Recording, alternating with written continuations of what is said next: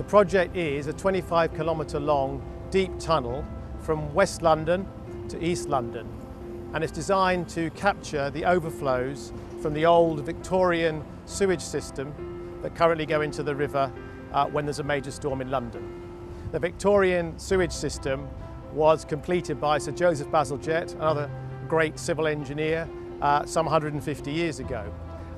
It's a great network of sewers across London, and it's responsible for cleaning up the river significantly back then in Victorian times, cutting out cholera, etc.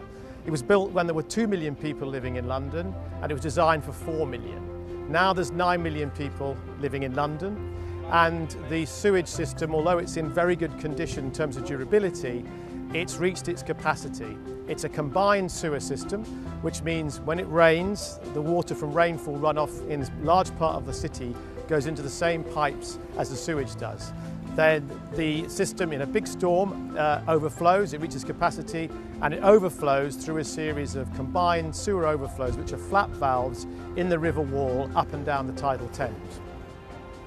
Now, in a typical year, there's something like 40 million cubic metres or 40 million tonnes of sewage goes into the river. Just to get a size of that, the volume of Wembley Stadium, if it was filled with sewage, would be just over 1 million cubic metres.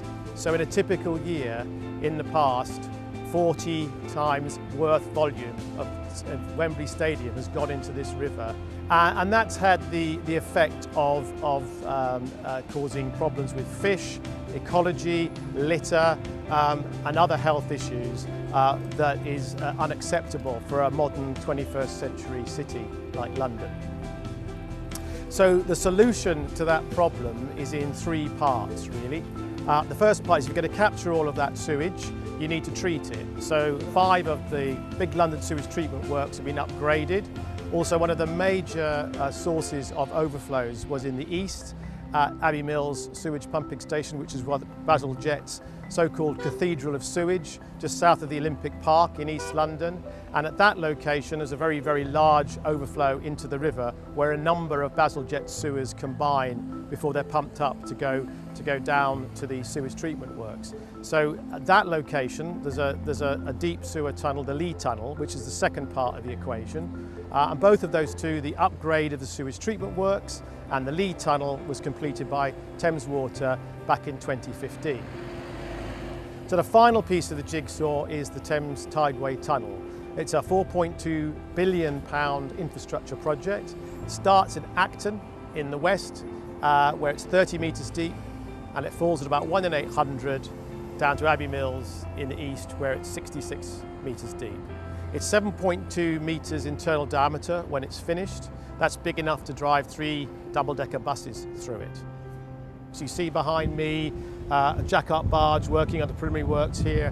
What we do here at Blackfriars, as well as at a number of other places up and down the tidal Thames, is to intercept the flows through the river wall, the flap valves, which are the combined sewer overflows, intercept that in a new culvert.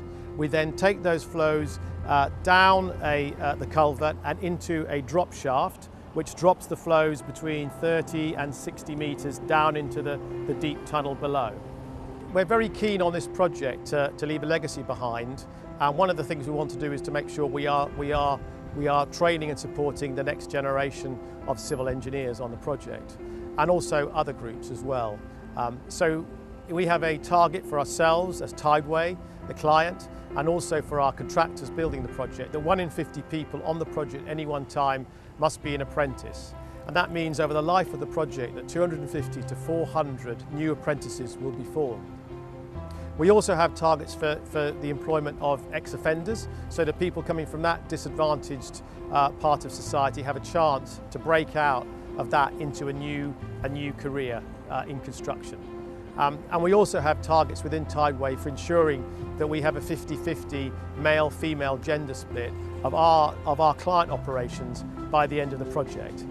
So another thing we're very focused on in Tideway is being innovative, providing an environment that makes innovation easy for the people working on our project. And all this is designed to bring new talent into the construction industry on Tideway that can then continue for the rest of the industry to benefit going forward. Civil engineers worked very closely with other experts to look at the hydraulics, to look at the site suitability of various locations to minimise the impact of the construction on Londoners and to maximise the value of the project for Londoners.